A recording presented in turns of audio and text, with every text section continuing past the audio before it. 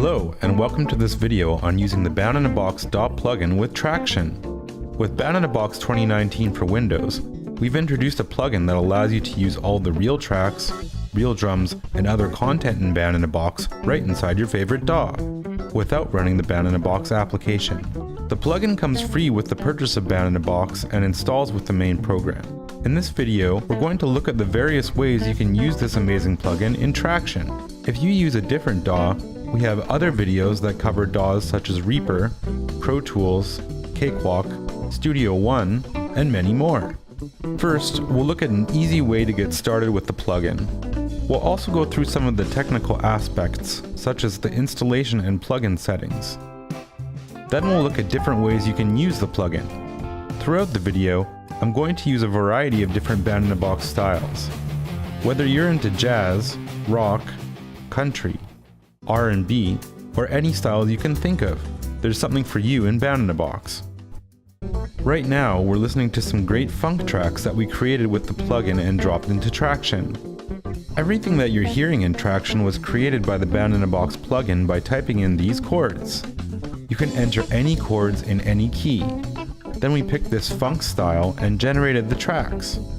I'm going to go back in time to show you how we got these great sounding tracks. Let's start with a blank Tracktion project.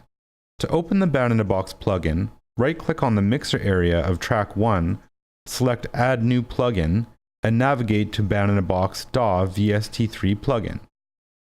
This is the Band-in-a-Box plugin. It's sizable, so I'll make it bigger. Here's the chord chart, waiting for us to input some chords. This area here is for the different instruments in the style, and is currently blank because we don't have a style loaded. Here's where you can pick a style. Here you can set various musical elements such as the key, time signature, tempo, etc. There's a spot for a song title and various menus we'll look into later. In order to get some tracks, we need to pick a style and enter some chords, not necessarily in that order. So I'll enter a chord progression first. I'll do it in the key of A, and I'll start entering some chords.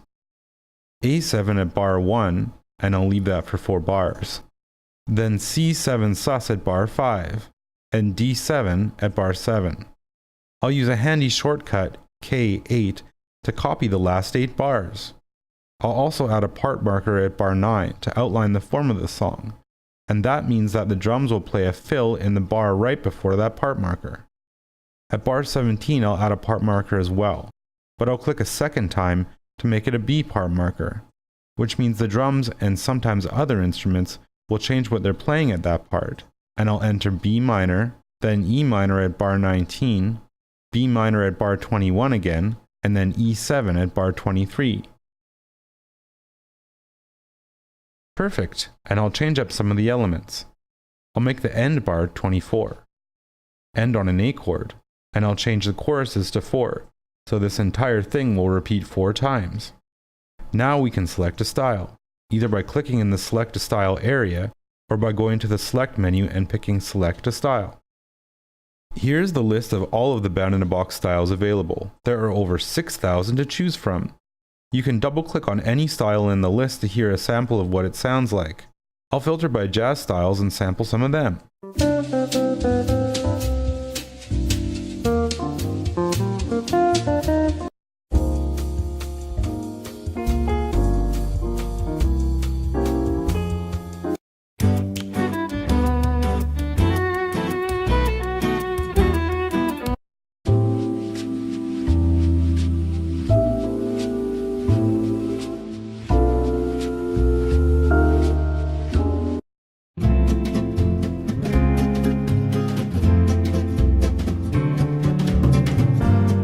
Let's switch to rock styles.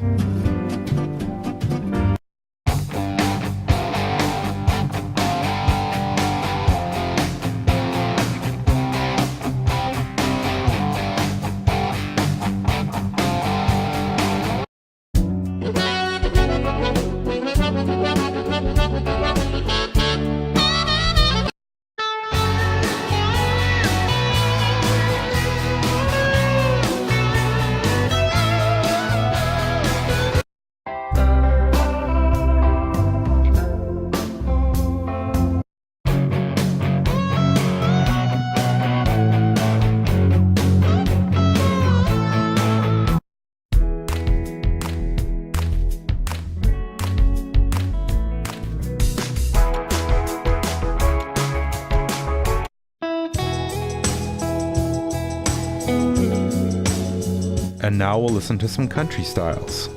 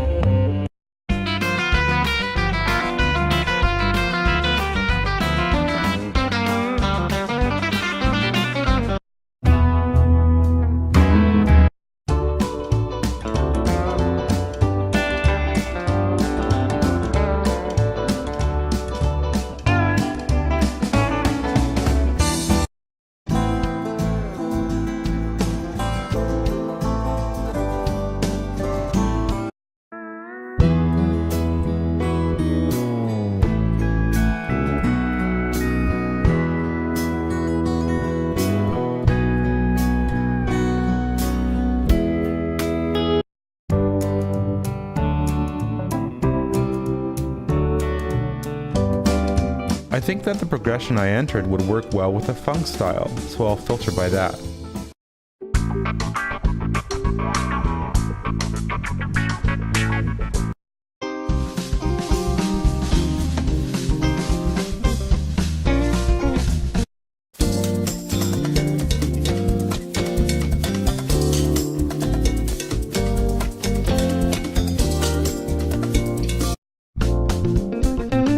And I love this fetch-in style. You'll notice that there's a column for the ideal tempo of the style, which for this one is 110 beats per minute. That doesn't mean that you have to use it at that tempo, but you'll get the best results if it's close to that. I'll pick this fetch-in style. I want to speed up the tempo a bit, so I'll do that by clicking on BPM in the transport area and then changing the value in the properties panel. And since I've changed the tempo in the DAW, I need to update the tempo in the plugin as well. Now we're ready to generate the parts. There are some custom generation options in this menu, but I just want all the tracks generated normally, so I'll press the top Generate button. You'll notice that there are some empty green squares and a single empty blue square. Those squares will be filled in when the tracks are ready. The generation takes a while, so we'll skip ahead in the video. We can drag the tracks into the DAW individually like this, but I'll undo that. I'd rather import them as a group by dragging the blue icon. And now we have these tracks right in our DAW. The chord chart highlights the currently playing bar during playback, which is very useful if you want to record your own tracks on top of this. You can now mix the tracks, add effects like reverb or anything you like. And, as with all real tracks and real drums, these are real instruments played by real musicians. These are not individually sampled notes. These are actual performances by some of the top studio musicians in the world, able to play over any chord progression in any key you enter. This particular style has a bass part by Alex Au, one of the most sought-after bass players in LA, who played for Michael Jackson's band for over 10 years, and has also played with the likes of Stevie Wonder, Sting, and many more. On guitar is Bob Lenzetti. Electric piano is covered by Jeff Lorber, and drums are played by Spud Seawright. I'll do a few more quick examples like this with a few different styles, so you can get a sense of the scope of what you can do with the Band in a Box plugin. Here I'm typing in some chords like I did before, but this time I'll pick a hard rock style. I'll set the tempo and generate the tracks. Then I'll just drag them in, and I've got some great hard rock tracks in my project.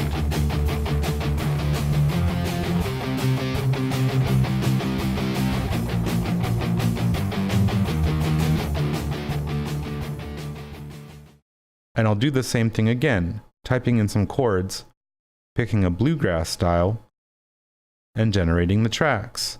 Then I'll drag them in when they're complete, and I've got some great bluegrass tracks in my project.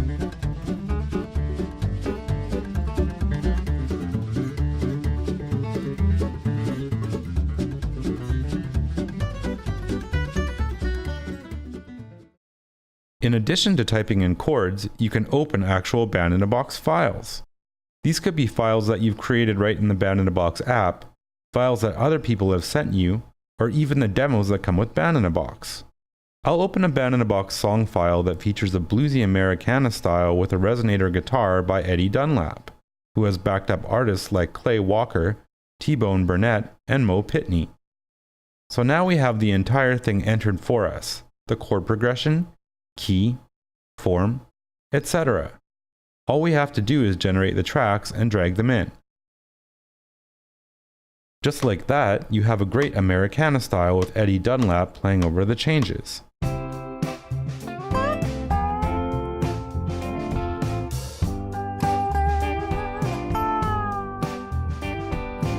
You can also save anything you enter here as a Band-in-a-Box file. One more quick demo. I'll open another file. Let's check out the demo for a rumba style. The style on this song features the legendary Alex Acuna on drums, as well as the amazing Ramon Stagnero on guitar. I'll generate, drag the tracks in, and here it is playing.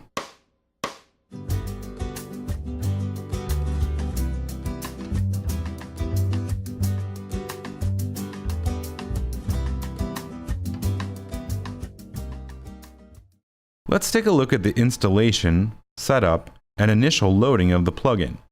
The plugin works by accessing the real tracks, real drums, and other content within your Band-in-a-Box folder. As such, the plugin is installed during the installation of Band-in-a-Box. It can also be installed with patch updates for Band-in-a-Box. In either case, during the Band-in-a-Box installation, you'll reach the part where the plugin is installed. For the majority of users, choosing the default settings during the installation will work perfectly.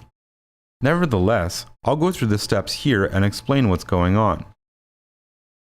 Here it shows the different plugin types that are being installed. We suggest that you use the VST3 plugin whenever your DAW supports it. A VST2 version of the plugin is also included and can be used with DAWs that don't support VST3s. There's no harm in installing all of the plugin types, they don't take up a lot of room. Here it shows where the plugins will be installed on your computer. The default Band-in-a-Box folder is C/BB, but it could be something else. This needs to be the location where you installed Band-in-a-Box earlier. If you installed Band-in-a-Box on a different drive, for example E, this installer would remember that. There should be no reason to change this. As for the location of the plugins, the default locations should be correct. This part of the installation is just related to the VST2 and different locations where the VST2 plugin will be duplicated. The plugin doesn't take up a lot of space, so it's fine to leave these or remove the checkboxes, whichever you'd prefer. And that's it for the installation. Now let's load up that plugin again and check out some of the settings within the plugin. The host is automatically set for certain DAWs, which optimizes some of the settings for that DAW. There's no reason to change this, and auto is always the best option to leave it at. Clear renders will clear all of the audio files that are currently saved in the Band-in-a-Box folder. This area's values are taken from the installation where we specified the Band-in-a-Box location. Normally this wouldn't need to be changed, but if we're pointing to an incorrect folder it would appear red. Pressing Find Folders would set it correctly automatically. Let's look a little closer at the features of the plugin with a gospel blues project. To start with, it will be just like the other examples we saw earlier, but after those tracks are made, I'm going to switch some tracks and add some additional tracks, including a solo that will use the multi-riff feature. So here I'm typing in a gospel blues chord progression that's a little different than a traditional blues progression. And like before, now I'll load a style. I know I want this to be a slow 12/8 song, so I'll use the tempo filter in the style picker to filter by styles that are around 65 beats per minute. I also know that I want a blues style, so I'll use the category filter to show blues styles. Now I'll preview some of these styles.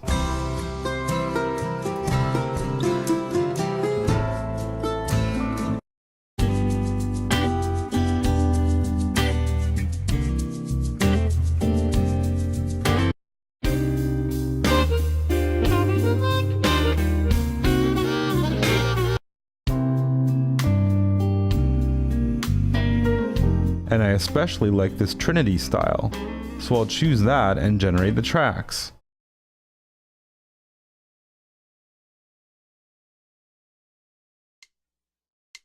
Now let's listen to a bit of the song.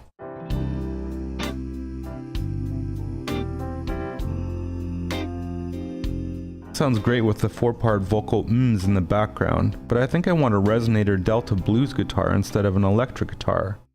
I'll remove the electric guitar track from my project and generate an individual real track in the Bound in a Box plugin. To do this, I'll go to Select a Real Track, and filter the Real Tracks picker with the search string Resophonic Delta Blues SW65. This means I'm searching for a resophonic guitar that plays Delta Blues with a swing feel at 65 beats per minute. I'll double click to sample this real track.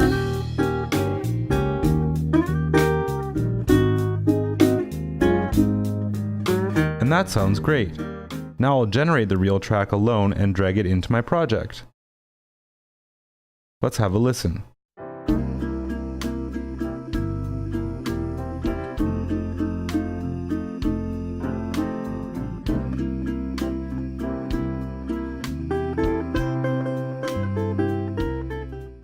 Not bad at all. But let's spice up the beginning of this song by adding a Brent Mason blues guitar solo.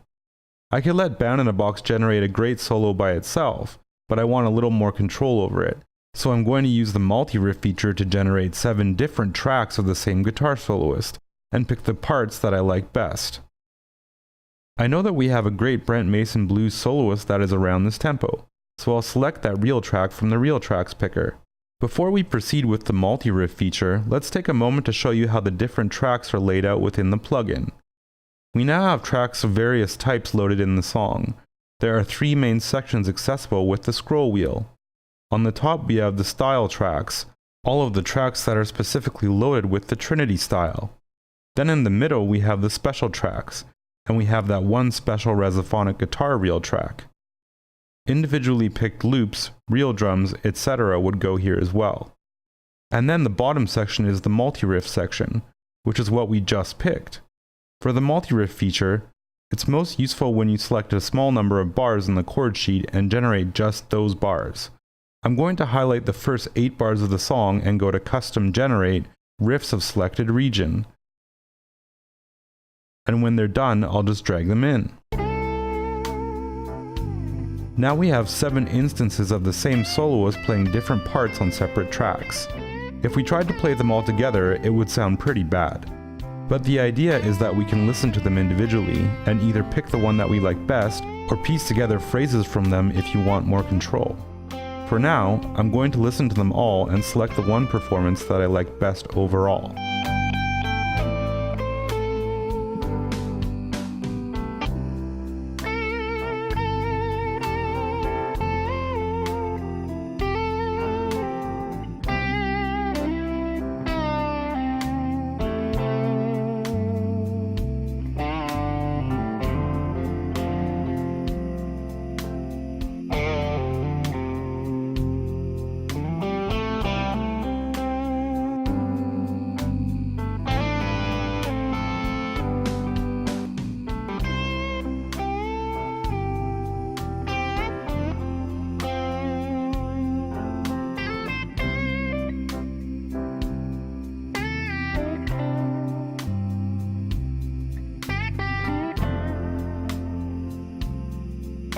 And I think this one is perfect.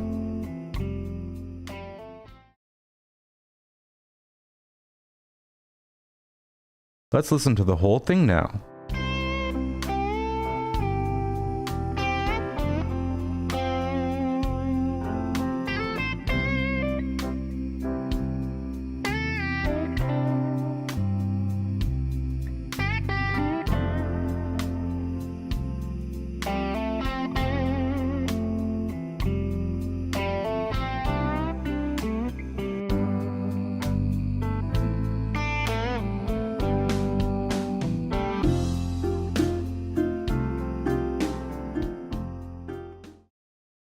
Tracktion makes plugin routing extremely simple, and we're going to explore Tracktion's great features by mixing and adding some plugins to our gospel blues song. First, let's create a rack type reverb that we can use with all of our tracks that need reverb. Using one reverb plugin for multiple tracks will save system resources and will ensure that our reverb sound is consistent across different instruments, as if they are playing in the same room. We'll start by creating a new track and labeling it Reverb. Now we'll add a plugin by dragging the gray arrow shape to our track in the position that we want it. We'll load the aux return plugin first and make sure it's set to bus 1. This plugin will allow us to receive the signal from multiple tracks. Next, we'll load the reverb plugin that comes with Tracktion and modify some settings. I'll set the room size to 7 so it's somewhat similar to a cathedral, and I'll make sure the wet mix is at 0 dB. The dry mix should be all the way off and the width will be at 100%. Notice how we placed the reverb plugin after the aux return so that it receives the auxiliary signal. If we switch them around, it wouldn't work. Okay, our reverb track is ready, but we need to connect it to some tracks in our song. For now, we'll add it to the vocal, resonator guitar, and electric guitar tracks. We can achieve this by adding aux send plugins to these tracks. I'll put one on the vocal track first and make sure it's set to bus 1. Then I'll hold the control key and drag that plugin to the resonator and electric guitar tracks, which will duplicate the plugin. Now I know that I want a good amount of reverb in our vocal track, but I want slightly less on my guitars, so I'll simply lower the volume of the aux send plugins on those tracks. Excellent. Now let's listen to our song with reverb.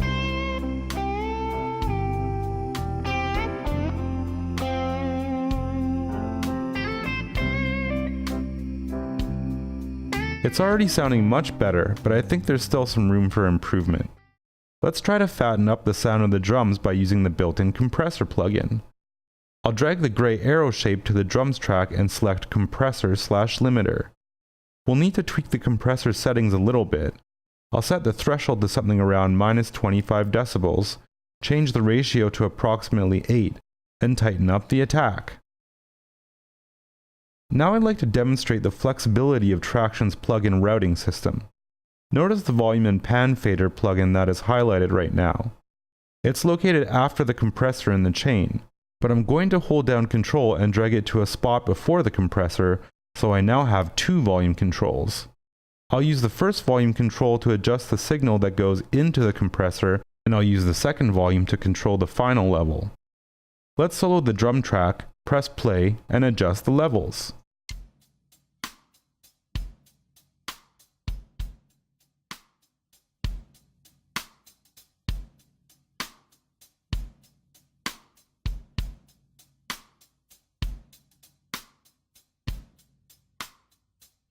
Great, I think the drums are much fatter now.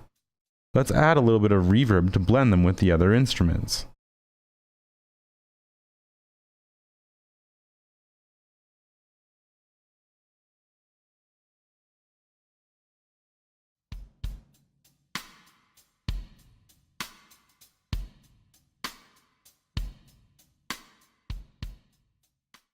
Final thing that I want to do in this song is change the sound of the resophonic guitar. I'll add a couple of plugins that will bring it to the front of the mix. Let's load the 4-band equalizer plugin, solo the resonator track, and play it so we can adjust the EQ. I'll pull out some of the low and low-mid frequencies and accentuate the upper mid and higher frequencies.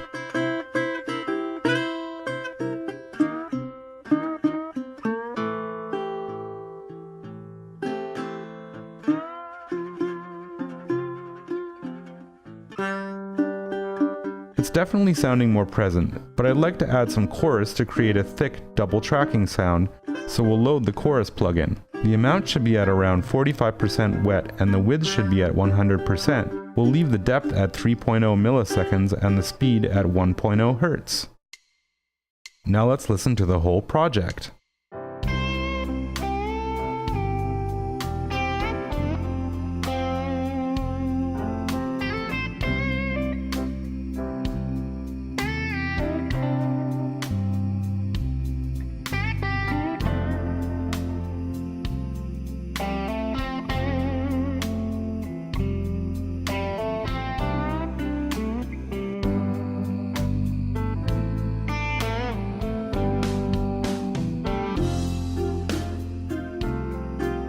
Thanks for watching this video on using the Bound in a Box plugin with Tracktion. Have fun!